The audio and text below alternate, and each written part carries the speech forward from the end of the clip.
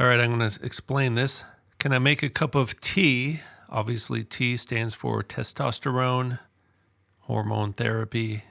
Then they go into the lab, which is alchemy. There's androgynous alchemy, as they practice in the medieval world. And basically what's going on here is this is just like most of these disaster movies. The male and the female have been separated. Now they're going to the lab to try to figure out how to get back together again. And they discover this. He's pregnant. That's Godzilla. Godzilla's a male. The man is pregnant. Very unusual. That's right. So this entire movie is about androgyny, as are most of these disaster movies. The disaster is caused by the separation of the male from the female, and the solution is to reunite people into a new androgynous race, a drag race, if you will. And this guy studies worms. Worms are a symbol of a snake. Worms are hermaphrodites. Now, the cosmic androgyne is slightly different than hermaphrodite, but hermaphrodites can be used to symbolize the cosmic androgyne, who is Adam Cadmon. So basically, I believe this triadic claw sign, which is represented by the big foot of Godzilla, and also found in the triad of Neptune and the ancient Hindu androgynous goddess and Aquaman, etc. And most of the celebrities tend to make this hand sign and have done so throughout the medieval world as well. In the ancient paintings, that represents the third sex, the androgyne. There's male, female, and then there's both and neither, which is the androgyne. And so this guy in the movie studies worms, the DNA of worms, the DNA of hermaphrodites, who have both male and female reproductive organs. Now, what's strange about worms is that they do not actually reproduce asexually. Worms do need another worm to mate with. Worms join together with their heads facing in opposite directions, and sperm is passed from one worm to another and stored in sacs. So it's kind of like these two hermaphrodite androgynous worms, but Godzilla is now the primordial sample. They found the original androgynous DNA of the Adam Cadmon. I think that's what they believe. I think that's what's going on, and that could be what they're trying to inject people with. We have a worm geneticist studying the hermaphrodite, and then they find the great secret that they've been looking for, the primordial sample, the original androgynous Adam, the Adam Cadmon, because they believe human beings used to be androgynous, kind of like this worm. And then the fall of man is when they split into the two different sexes. And this kind of fits into different worldviews, the ancient worldview, the Masonic worldview of Theosophy and the New Agers and Crowley, and even Babylonian mysticism, Kabbalah, Judaism.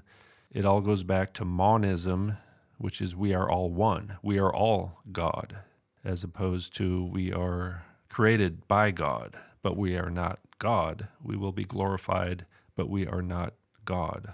But in the androgynous worldview, all is one, and we are all androgynous gods, something like that. We are all the drag race.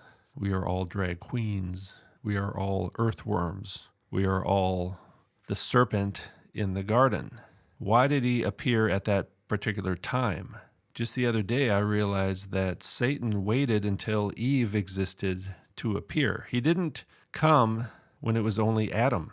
He could have. As soon as he realized that Adam now had a woman to reproduce with, that's when he appeared on the scene, because now he realized there's going to be more humans. He didn't seem to mind the one human, Adam. But as soon as the other human, the female human, came on the scene, Satan arrived to deceive the woman, and all three of them were punished for their crimes of treason, essentially. But I think part of his plan was to stop human beings from reproducing. And there are references to reproduction in Genesis 3, talking about the seeds. So maybe this is kind of part of the plan to transform humanity to become more like these worms. But ultimately, they want us to become more like the Godzilla, who reproduces asexually. So this whole movie, Godzilla, this is from 1998, it's about transforming humanity into androgynes who either reproduce asexually, possibly not at all. It's about bioengineering humans playing God to evolve humanity. A new species. Now he's working for the government on the inside, trying to effect real change. He's a guy who studies the DNA of hermaphrodites, working for the government, trying to change something. What's he trying to change? He's preparing a census. So in the Bible, a census is taken when people count the soldiers and get ready for war. So he's creating a new species to go to war against humanity. And the female character has been separated from the man. This is basically a type of Eve figure. But look at this. That's the Dybbuk. I've talked about that before.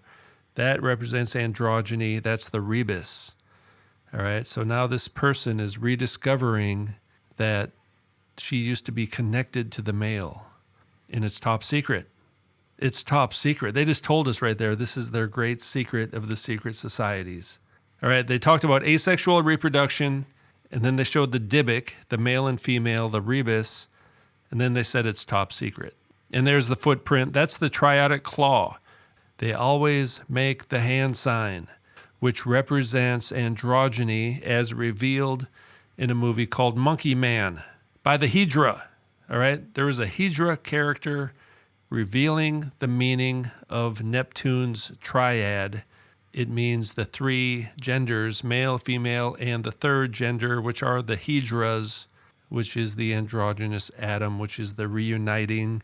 And most of these Godzilla-type, King Kong-type monster movies and disaster movies are all about the so-called Bigfoot phenomenon that Ryan Bigfoot talks about in his channel.